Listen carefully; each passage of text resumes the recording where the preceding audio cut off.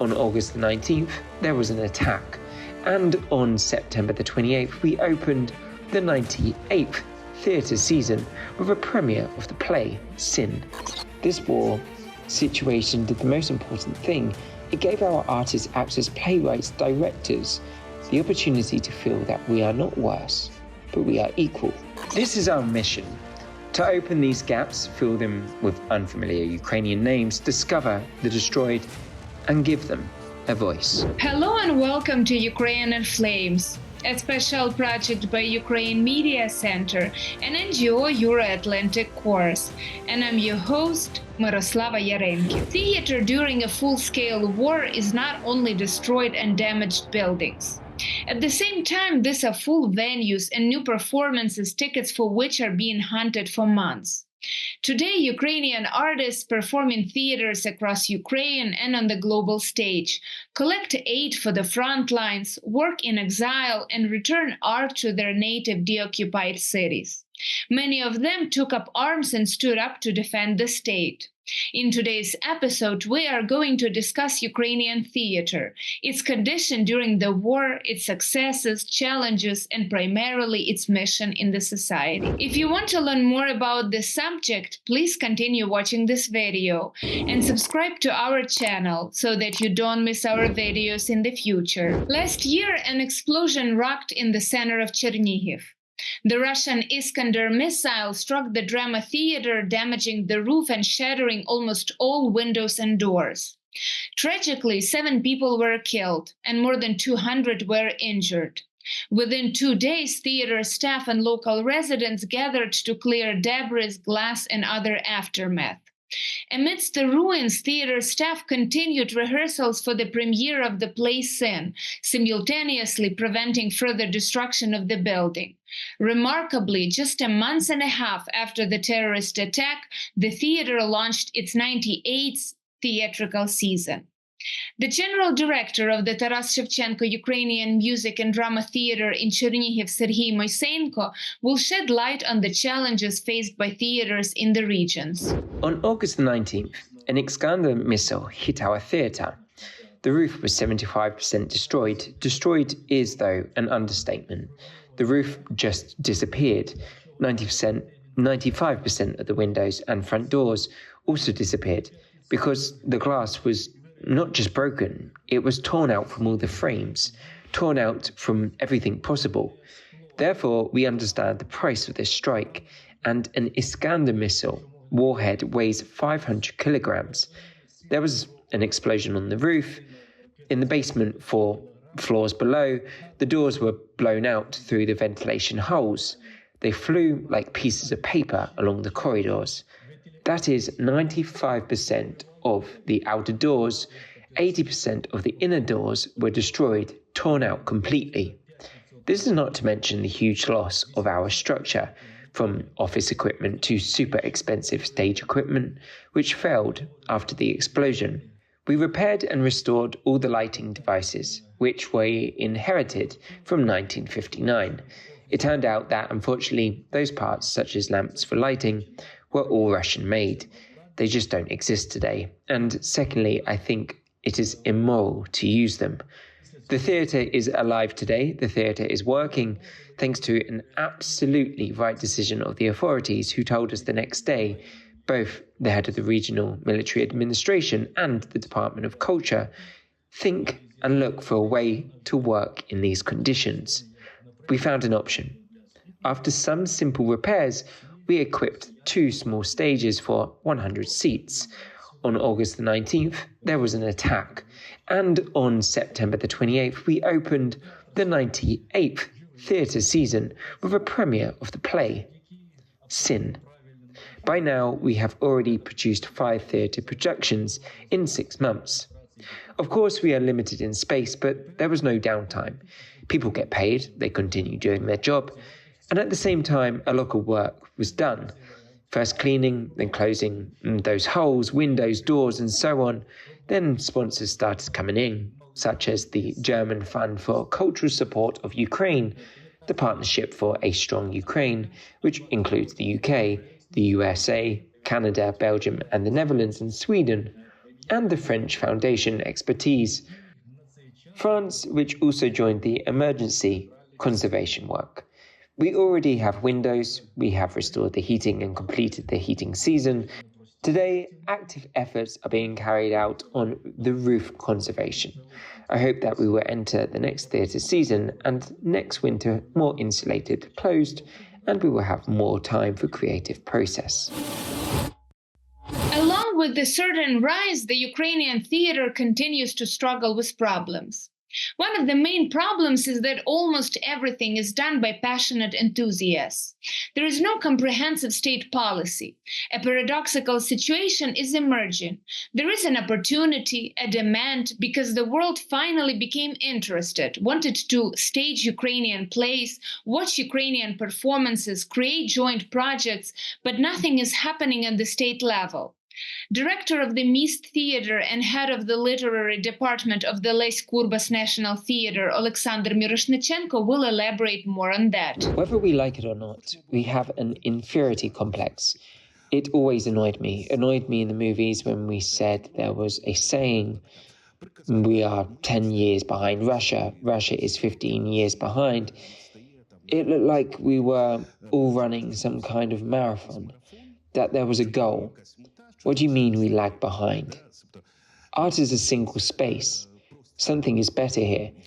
There are no less trashy films in the US than in Ukraine, and no less talentless actors and talented ones. And suddenly, this war situation did the most important thing. It gave our artists, actors, playwrights, directors the opportunity to feel that we are not worse, but we are equal. We began to speak as not to mentor to a student, but as equals. We have something to offer. We can do it. European actors find it interesting to play Ukrainian drama. Ukrainian actors find it interesting to integrate modern European drama into Ukrainian space. That is, we are becoming what we should be, a part of Europe, because all these talks, conversations, we are part of Europe, we are part of Europe. It is not just a geographical thing, not even an economic one, not even a political one. It's in our minds. If you feel like European, you exist in it. The debate about whether we needed a theatre in general took place in March, April 2022. We realised that, yes, we needed it because it represents us in the world, but we must understand very clearly in 2022 and 2023, it was rather about enlightenment of both Ukrainian and European audiences because the theatre was able to explain what was happening, and most Europeans did not understand. For them, Ukrainians were something like a sort of different Russians. What is Ukraine? Why is there a war? Today it has already happened. As a playwright, I feel a request for a generalization, a parable. I mean, informatics itself, the information has already passed. People have had enough of it. They want something more artistic, not in the sense that we're talking about art and reality is a side. No, they want some bigger generalizations, some parables, some form, i.e. transition. We must understand that we shouldn't be seen as exotic. There's no hiding the truth if we talk about some conflicts in Algeria or some African countries. We know about them as much as Europeans do about Ukraine. But real artistic things give familiar to everyone. I'm very happy when my first play, which was also written in 2022, Give Me a Taste of the Sun. It's a war through the eyes of pets. I knew how to write. I was very happy that one of the first performances was in Turkey, and the Turks wrote, "We understand through this play, we understand Ukraine, but this is an absolutely Turkish story." When the universal theatre language becomes not just a local story, a description of what is happening here, then it's worthwhile and makes sense. The theater, as one of the active elements of civil society, immediately reacts to turbulent events. It is a humanitarian hub, an art space, a place where people can seek shelter, and a cultural agent who can speak about Ukraine abroad. The founder and artistic director of the English language theater Pro-English Theater, Alex Borovenskyi, will discuss his perspective on the theater's mission amidst war. I'm convinced that theatre is always about continuity. You know, the Franco theatre has existed for many years. People are already used to the fact that there is the Franco theatre, a certain audience cast has developed, and generations of viewers have passed down. And now this audience theatre relation is broken almost everywhere. We must build a new audience. We must build new meanings. We must have the discussions with the audience. We must understand what they want. I see that our enterprise is practically disappearing. Well, thank God, we won't have stupid comedies. But what comes instead? Our Russian language repertoire has disappeared. What comes instead? Won't these pseudo-patriotic Vyshyvanka, as you said, will it be a real reflective story? Is the audience ready to reflect for real, or do they need to simple comedies to relax? This function of the theatre is unspoken and unclear. I don't think it's very clear to actors either. We stage the way we stage. Some people restore performances because they can. Others replace the actors who are defending our country and have gone to the front. Some replace them. Others remove these plays from their repertoire.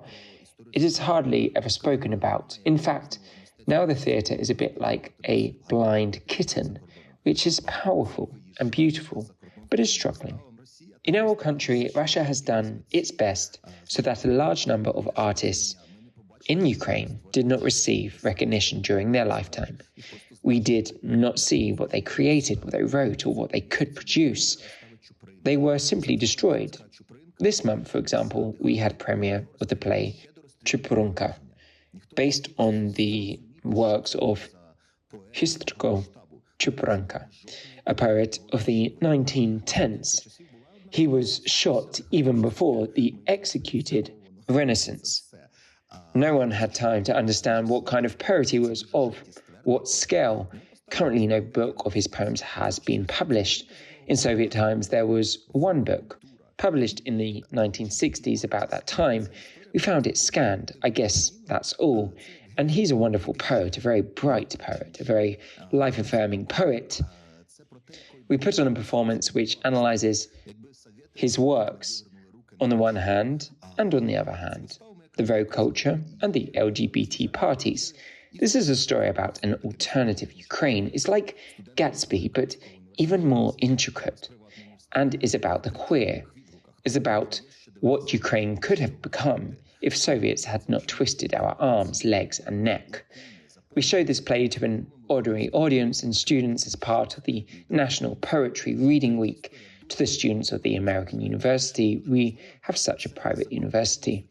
There were great reviews. It's really worth seeing and talking about. This is our mission: to open these gaps, fill them with unfamiliar Ukrainian names, discover the destroyed, and give them a voice. You've been watching a special project by Ukraine Media Center and Euro-Atlantic course dedicated to the Russian-Ukrainian War, Ukraine in Flames. In the description under this video, you can find information on how you can help Ukraine fight Russian aggression. If you find our work useful, please like and share this video. Slava Ukraini!